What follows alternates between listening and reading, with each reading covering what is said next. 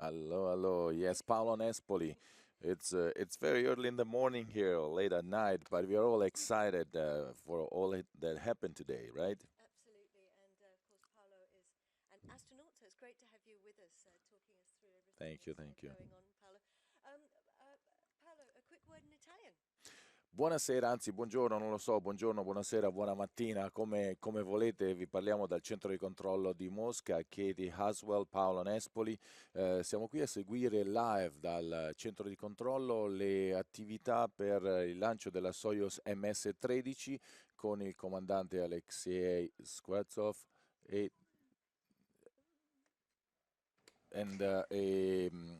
l'astronauta italiano Luca Parmitano e il Drew Morgan.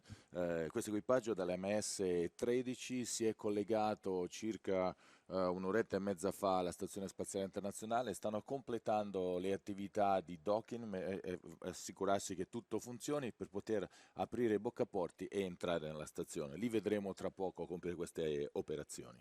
Thank you very much indeed for explaining that in Italian for us. And Paolo's just explained to us, I'm going to recap quickly, although I'm not an Italian speaker, but I think my mic was closed at the beginning of that. So Paolo Nespoli and his colleagues, Alexander Skvortsov and Drew Morgan, It's have... actually Luca Parmitano up there in space.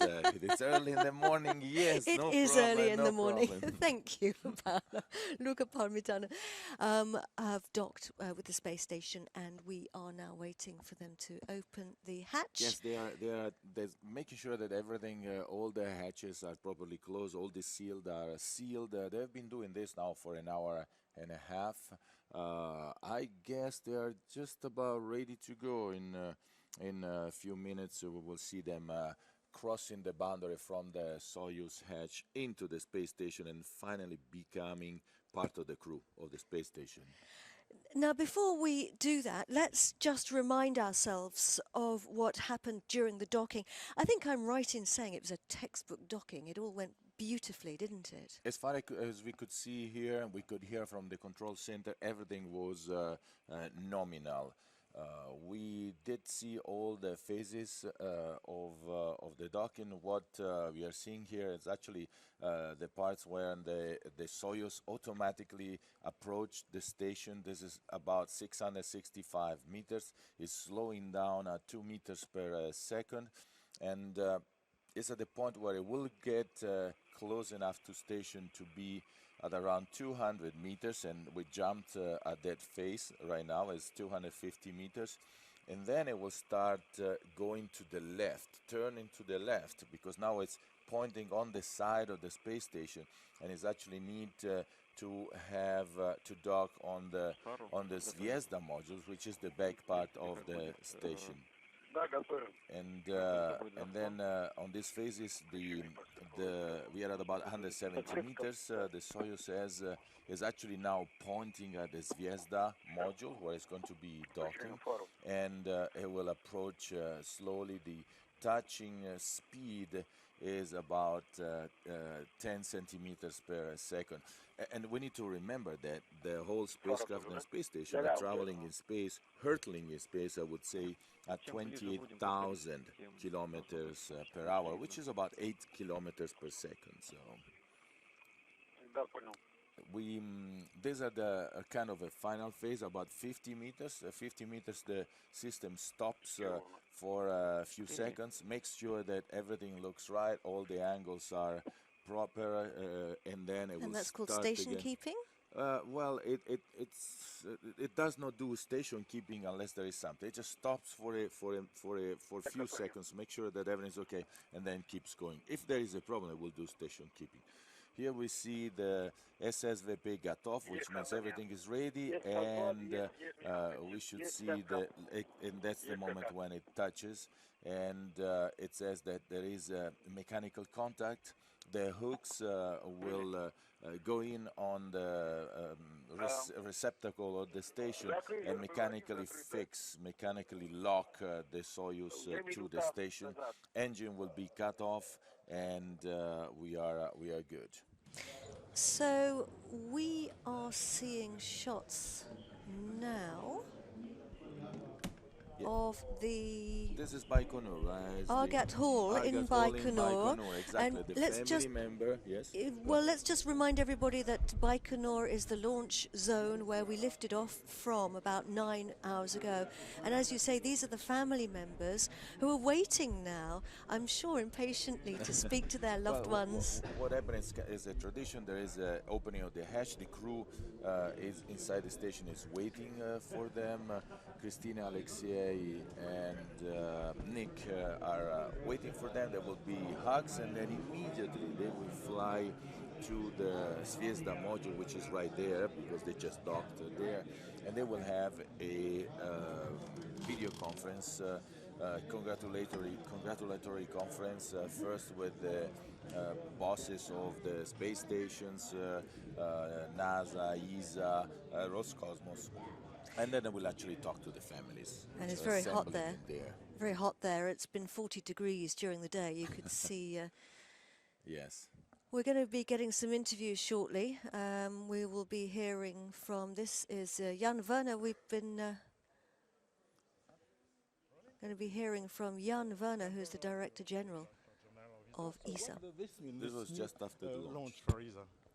Such a launch as we could see today is for me always very special.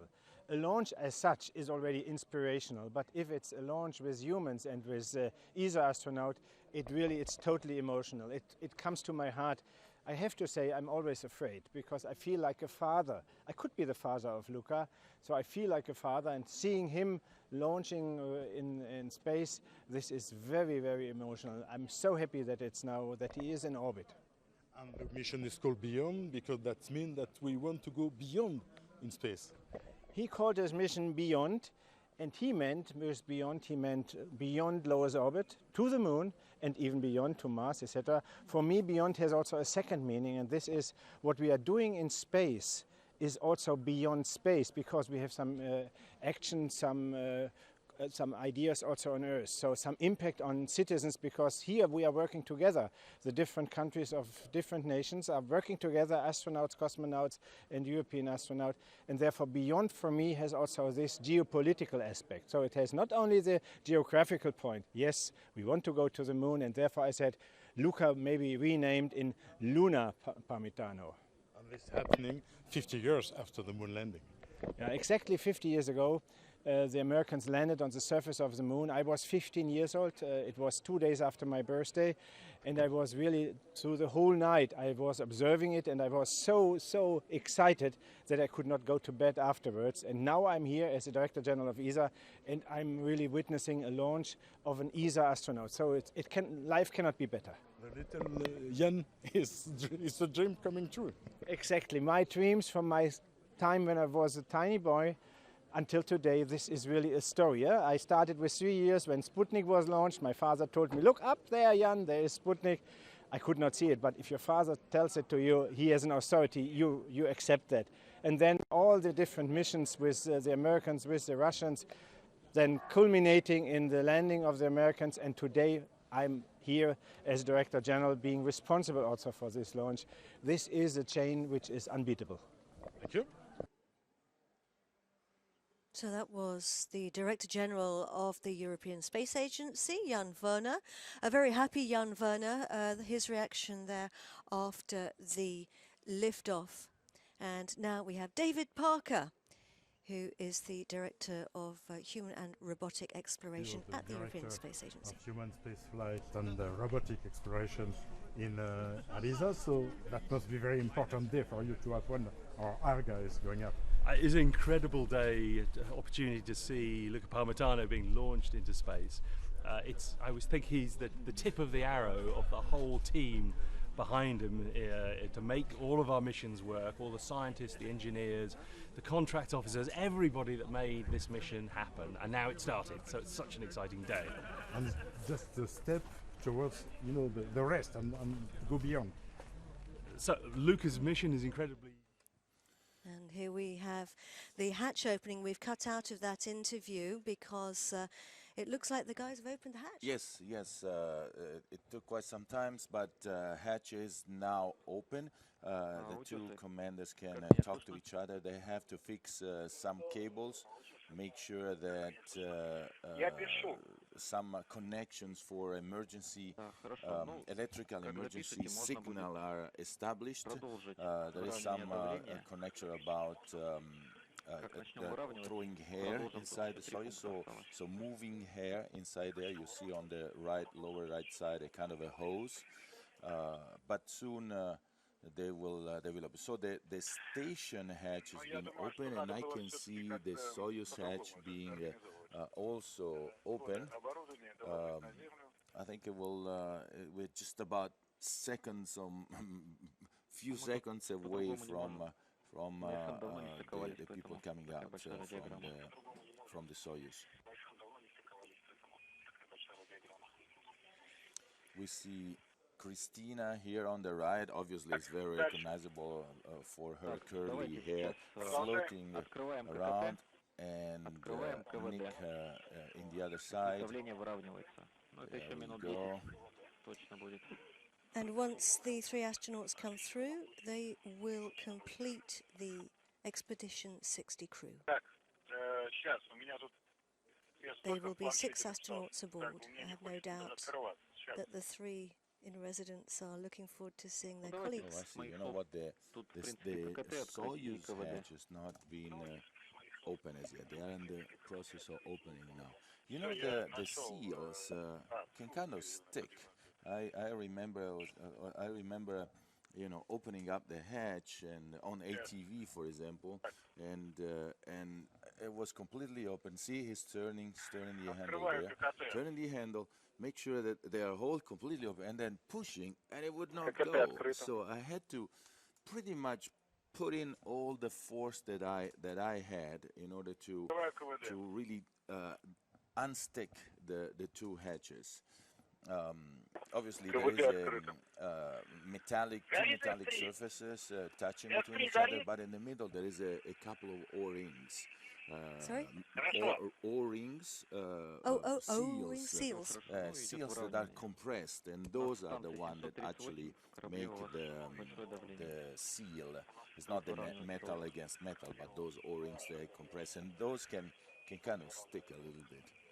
Let's see what we're doing. How's he getting on? Is he going to need a tool there to... yeah, well... Is he having the same problem that you had? Well, I actually, you know, I kind of...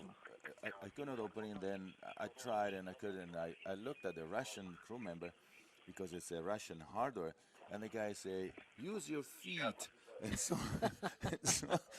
I That's the simple my technique. feet in there, and I pushed it hard as I can, and finally, it did open. I thought, oh my God, I don't really want to break anything here. But those things are actually built in a massive way. They can take some punishment, because, you know, in space, you go through that hatch back and forth with loads, with materials, with equipment, and it's unavoidable that things are kind of banked into the wall. We can see the kids there towards the end, the left of the monitor. We see Luca's wife and daughters. On the upper side, we can see Jan Werner. On his left, there is Christina Farfalla from the Italian Space Agency. And Luca's children, we have Luca's children are at the far end on the front row, and I'm guessing that these may be... Those 4 are Drew's children, yeah? Yes, maybe, the Drew family, the one on the forefront, yes. See, you see in space that you can be upside down. down. Up and down, and you get used to it to really take the position that is more comfortable to you, regardless if it is on the wall, on the ceiling, or something. You don't quite understand that. You know, this is part of what it means becoming an extraterrestrial person. It means getting rid of the terrestrial reference point, which is the floor, and actually position yourself so that you are in a more comfortable position. And that could be the ceiling, the wall, whatever. Does it come naturally? Does it come naturally floating around like that or not? Well, do you have to at learn the beginning, you know, you're still a terrestrial person in space, and you actually think with terrestrial minds, and you try to move around, even when you float, keeping your feet towards what we call the floor. Even though there is no floor, we call the floor, but we call the ceiling the floor, but it could be anything else. And then later, only later, you learn that you can flow in any direction, and it's better that you think what you're doing and you move according to what you are needed to do, and not forcing yourself to stay with a reference point that it doesn't mean anything anymore. So when you're able to do that, that's when you are an extraterrestrial person. And then you see the people, the three people there, they're actually stable. This is one of the interesting things, is that in space, you're only stable if you're attached to something. And if you would look at their feet, which you don't see there, they actually have their feet under something to keep themselves stable. See, Christina's going up and down a little bit because she's playing with her feet. And that's also an interesting thing. So you move around using your hands, and you stay still using your feet, which is kind of counterintuitive. And I notice as well that they've all got their hands either crossed or folded. Keep your hand like that, because if you let them go, they float will away. go like Alexey has it, so kind of float in front of you, and it looks like kind of funny. So it's easy to kind of hold them, your hand, otherwise, they float out. The body in space, we all think that if you lay horizontal, the body is perfectly at rest. It's not. The perfectly rest position is almost like the position in the center of Alexey, which is kind of curved in a kind of curved way.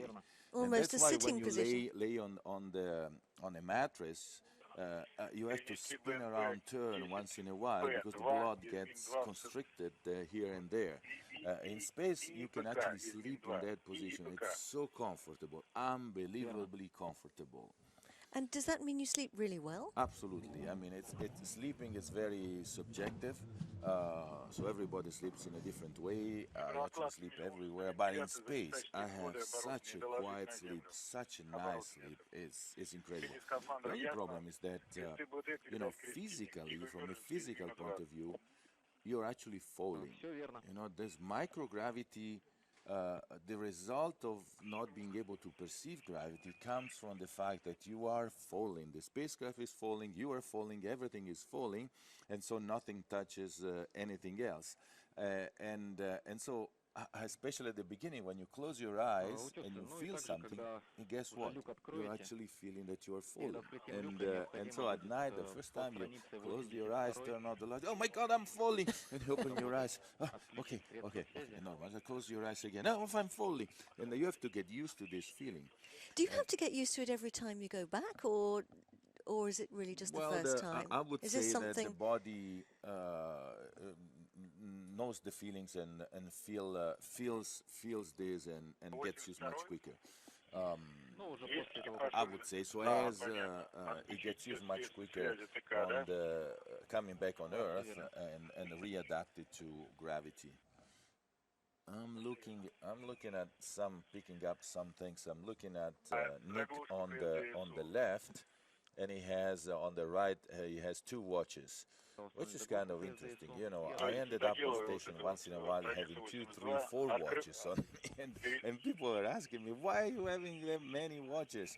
And that's another interesting thing, is that you are on station and you lose the feeling of time. You don't know what time is it anywhere in the world, because there is no more reference, and so you need to make sure you understand GMT, which is London time. That's the time on the station. But then you need, I don't know, to call somebody in Houston, to call somebody in Europe, to call somebody in Japan, and you really need to make sure you're not calling them at 2 o'clock at night. So you have to have all these watches that tell the time. And another interesting thing is that you would look at your watch and it says 4. It's almost 4 o'clock here in Mission Control, and you don't know it's 4 o'clock in the morning or 4 o'clock in the evening. It's very confusing. I ended up carrying in space a watch with a 24-hour dial, so that I could understand what time of the day was. At least you know where you are. And of course, we have to remind everybody that in space you have, well, certainly on the International Space Station, you have How many days and nights in a day? Well, we are rotating around the Earth at 28,000 kilometers per hour, which means that every hour and a half we are completing a complete orbit, a complete circle around the world, which means that every 30, 40 minutes you have a sunset or a sunrises. And So how does that 16 sunsets, 16 sunrises per day. Somebody could say 16 breakfasts. So, but that's not quite. Well, you could, I guess, you could have 16 breakfasts on the space station, but it will make for a very complete, difficult day for all that coffee, by the way, all that But donuts. how does that affect your circadian rhythms? Because the human body is designed to respond to the cycles of our planet orbiting our star, and sleeping must Well, be a problem. the human body has an internal clock, which is the, as you mentioned, the circadian rhythm, which is actually influenced by the sun. So Exactly. we kind of sync up with the sun. Inside the space station, we actually do not have the reference of the sun because see, the windows. There are few windows here and there, but normally you are not at the window. You don't see this cycle outside going rapidly changing around you. So it's a kind of the opposite. It's like if you would be in a room all day and all night long here on Earth. You know, there are some people that have offices in places where there is no light, there is no window, and some of those people suffer the same problems that we have in space. So you end up not having the advantage of syncing up your circadian rhythm with the sun, but you have a watch. And one of the things of the space station is very regimented. We start working usually around 7:30 in the morning, and you are on duty until 7:30 in the evening. So 12 hours straight of duties, and that somehow gives you this passing of time, day feeling, and you end up syncing with this one. It's interesting that if in the evening you have a little bit of time and you go and take some pictures, all of us like to go to the cupola when you are off duty and snap few or more than few shots at Earth. And it's interesting, if it is day and it's completely dark outside, you feel this cold thing. You feel you are in a place where you're not supposed to be. I was reading that the American described the same feelings when they went to the moon for the first time and went on the dark side of the moon, where it's supposed to be day and they were completely at dark. They had this feeling of cold to be in a place where they are not supposed to be. And I felt the same on the space station where we were at night and it was day. So very interesting situation. Looking here at the Mission Control Center, here at Yeah, this is what we can see from our balcony here. we can We can indeed. look down and see mission control. We should spend a word about mission control, by the way. Yes, and because- let me just say ahead, this go is ahead. synced up. These are the big screens. We're looking at these big screens, and down at the bottom you can just see the mission controllers at their desks, and we are sitting just behind those controllers on a raised balcony. But these screens are synced up, and the whole of mission control is synced up with Houston. Is that correct? Yes, the space station control center is in Houston, but the Soyuz spacecraft is actually controlled from here. As from here is controlled the Russian part of the space station, which is where the astronauts are right now. That's the Zvezda module, the central core module of the Russian part of the space station. It's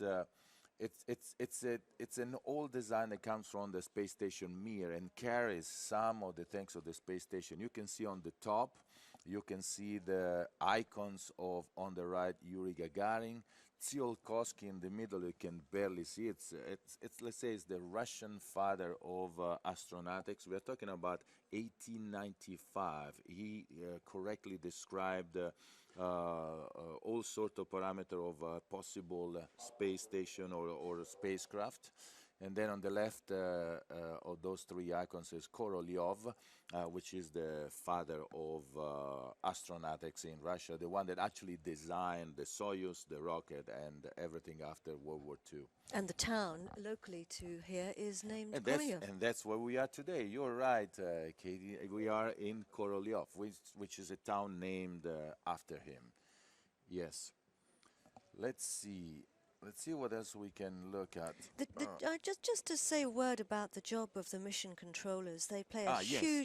hugely important role in every space program, and they are in commercial satellites. They are flying the satellites for you guys on the space station. They are making sure everything works well. There must be a huge amount of trust going between you all. Well, you know, we all like to think that astronauts are the one that actually do the work, and you know, I kind of joke saying that we could not do what we are doing without having hundreds, if not thousands, of people behind us that prepare the hardware, build the rockets, the hardware, everything, and the flight controller, flight director. They're actually sitting in mission control.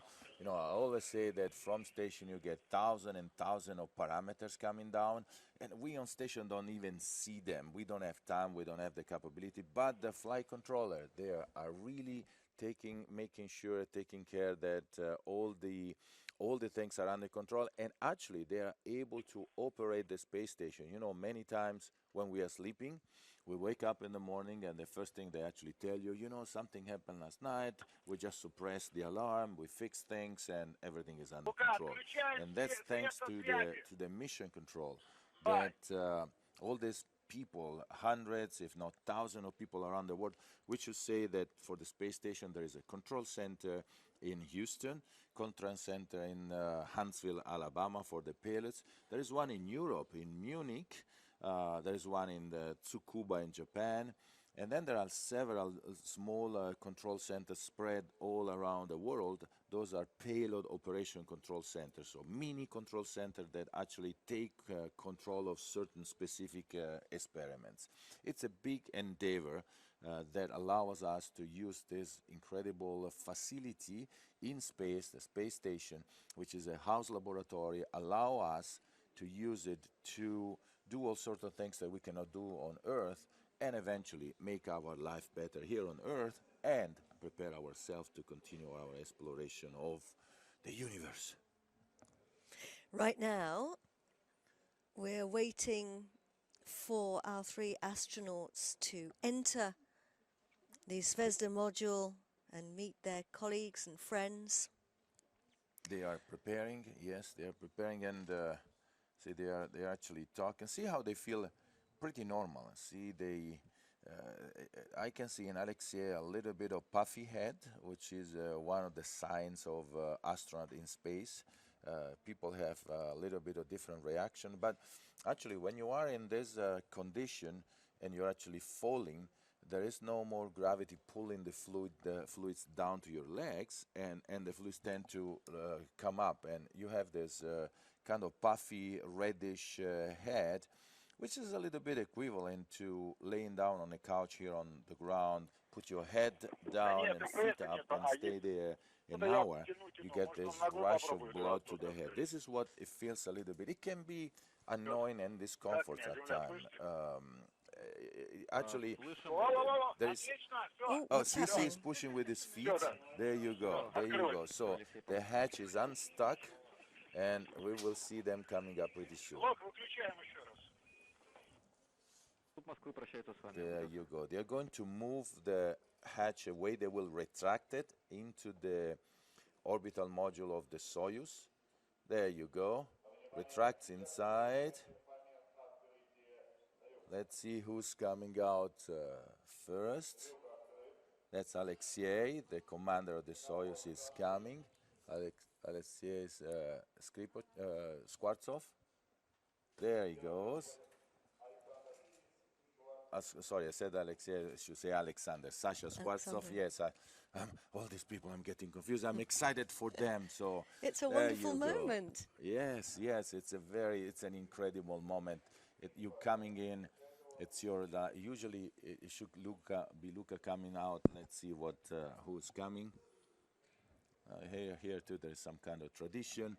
So Alexander is here now. He's done 2 missions already, so he's here for his third mission, yes, yes.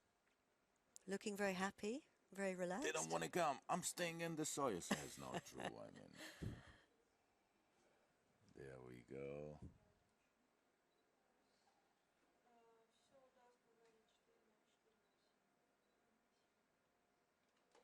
Okay, that's not Luca. It's So Nick. this must be Drew Let's see.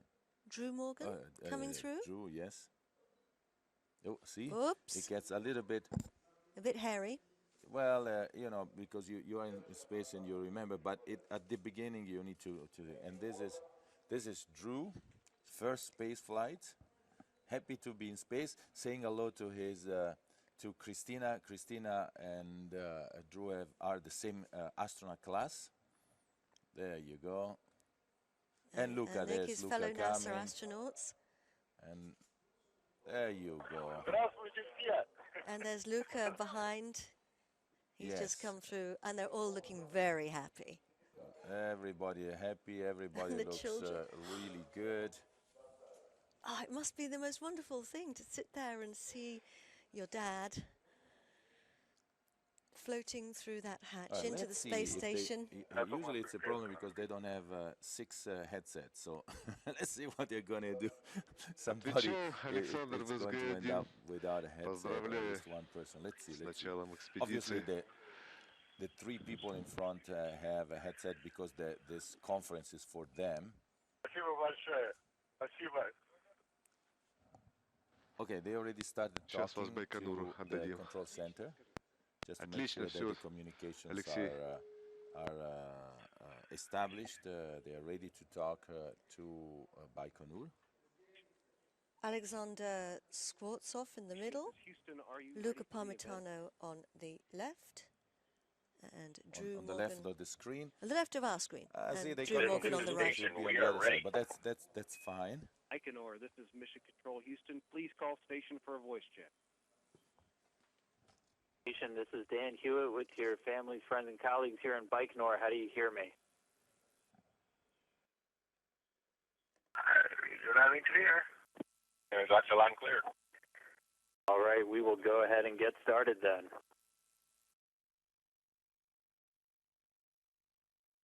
Добрый день, утро, вечер. Рады вас видеть. Поздравляем вас с прибытием в ваш новый дом на МКС. И хотим сказать, один за всех и все за одного. Спасибо, слышим родные голоса.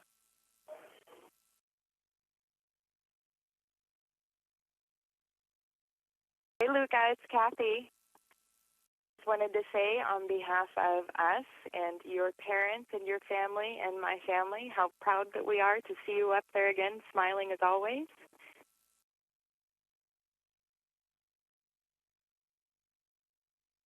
And what else would I be doing?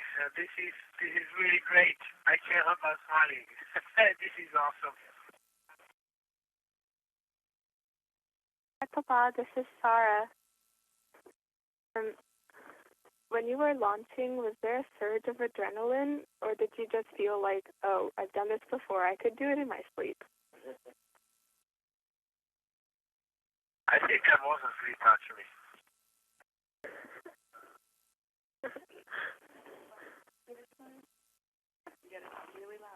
I'm kidding. It was great. It was really a lot of fun. I have a question.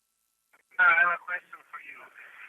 Was the sky nice and clear, or were there a lot of clouds?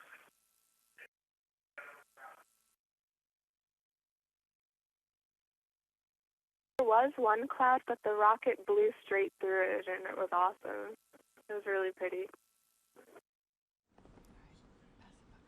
Nice. That's what we like to do. Go right through it. This is Maya. What did you think of when you heard our songs? I thought exactly about you. When the second song came up, the one that you picked, I thought about the one time where you and your cousins were dancing.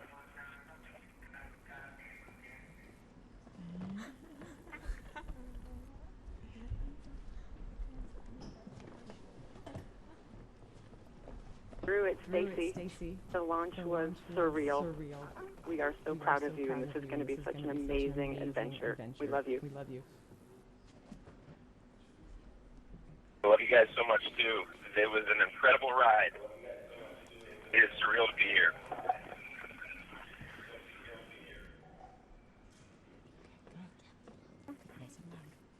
Hi, this is Gabby. I love you forever and always. I love you too. I love you very much.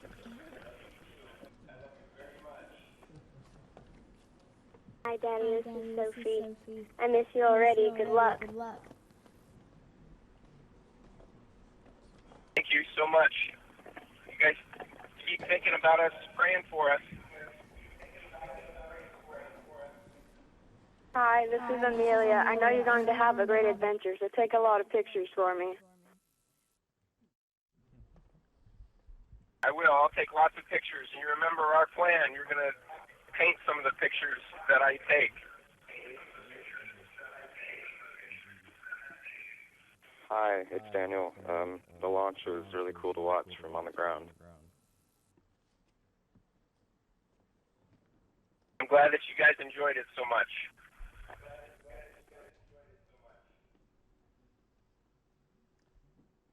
Hey Luca, this is Jan again. So it's very nice to see you now. Also, we could hear you already earlier, but now to see you, it looks like that you're in a very good shape. So now it's time to work.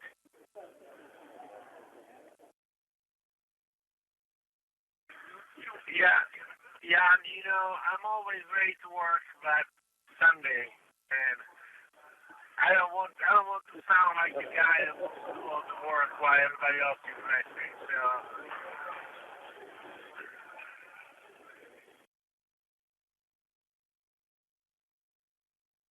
Hello, it's Maria Cristina Faltella from the Italian Space Agency. Welcome to the world Soyuz MS-13 crew. You perform perfectly. We see a perfect docking, so congratulations especially to the commander. And to Luca, all our wishes. As you know here, there are many supporters from Italy, but Italy is following, everybody in Italy is following the mission. I bring the wish of the President of the Italian Space Agency and of our government. All the best. Make this period fruitful and exciting as the first time, and have a good and nice work. Thank you so much. Grazie mille. It is fantastic to be here. I always wear the flag on my left for pride. I've been wearing it for over 20 years, and I plan to wear it for the next 200 days and perform at the top of my capability, thinking about all the people in Italy that supported me and made this possible. Thank you so much. Grazie infinite.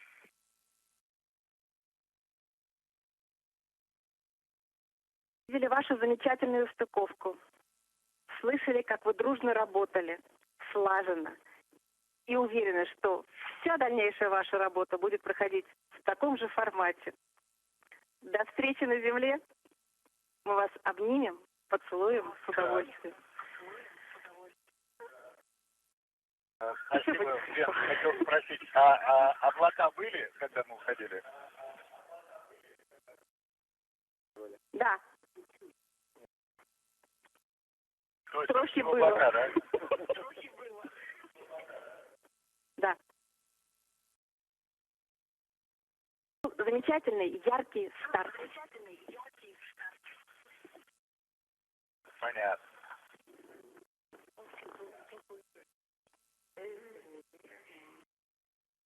Саша, поздравляю тебя со стыковкой, благополучным стартом. Желаю тебе самых наилучших успехов в твоей работе, и чтобы ваши научные эксперименты принесли пользу людям нашей Земли. Все восхищаются твоей выдержкой, настойчивостью, преодолением последствий спортивной травмы и целеустремленностью к достижению целей. Хорошо, пап, спасибо большое. Спасибо. Мне сказали, я рад, что ты был на стыковке. Вот. А кто-то там еще с Байконура выходит. All right, crew guys. Expedition 60. I think that'll do it for us here in Baikonur. It's great to see you all on board. Really excited to see you for the next couple of months in space. Good luck and Godspeed, the crew of Expedition 60.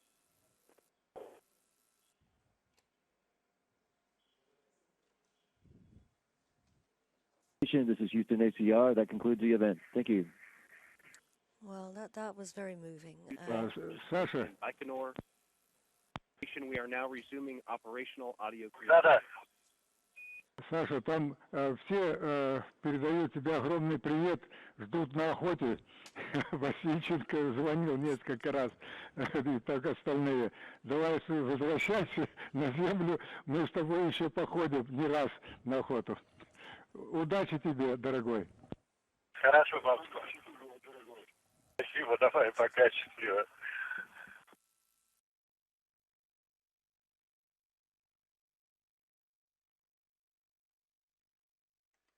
I think what we heard talking there is the father of Sasha of your chicken.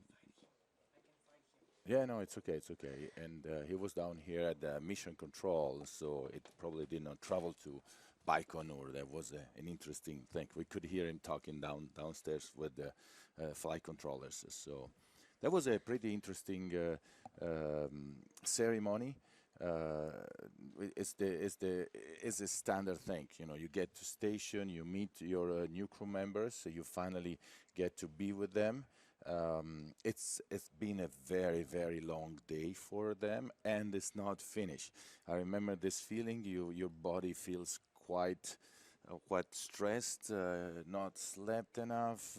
This rushing of blood all over. You are thirsty, you are hungry, but you want to sleep, and you cannot sleep as yet, because what is going to happen now for the next hour and a half? The crew is going to take you around the space station and give you a safety briefing. An hour and a half, if not two, looking at each module, and the senior crew will point out what are all the points that needs to be taken care and pay attention in case of an emergency. And this needs to be done. So it will be done now relatively quickly, and then during the next day they will go through again module by module, making sure that everyone understands everything, what should be done, can be done, or what should not be done. So we are going to wish the crew good luck. Alexander Skvortsov, Luca Parmitano, Drew Morgan, Alexey Ovchinin. I'm afraid my Russian is not very good. And Christina, Koch and Nick Hague are all on the station now. Expedition 60 is complete, and we wish them the very, very best. I would like to say a huge thank you to you, Paolo Nespoli, a superb commentator as well as a very experienced astronaut. Do say goodbye to your countryfolk in Italian. Yes, Katie, thank you. Sì, il Mission Control Center da ZUP a Mosca sono le 4:20 locali. Abbiamo appena assistito all'entrata del nuovo equipaggio della Soyuz MS-13 con il comandante Skvortsov, con il nostro Luca Parmitano e con l'americano Drew Morgan, entrare dentro la Stazione Spaziale Internazionale con trovare i loro colleghi che sono su oramai da qualche tempo, Alexey Ovchinin, Nick Hague e Christina Koch, e formare l'equipaggio della missione 60, la 60ª missione della Stazione Spaziale Internazionale. La stazione comincerà da domani di nuovo a lavorare con 6 astronauti, è lì per fare delle cose fuori dal mondo, per migliorare la nostra vita e insegnarci, farci capire come fare andare avanti nell'esplorazione dell'universo. Luca sarà parte di questo equipaggio, avrà un compito importante a metà della missione, quando loro 3 diventeranno il senior, l'equipaggio anziano, diventerà il comandante della stazione. Questa è la prima volta per un italiano, la terza volta per l'Agenzia Spaziale, per un astronauta dell'Agenzia Spaziale Europea, una meta importante che ci porta ancora verso il futuro. So I think now we are just going to wish everybody the very best of luck, and to Luca, our ESA astronaut, for his Beyond mission. Bye-bye. Ciao.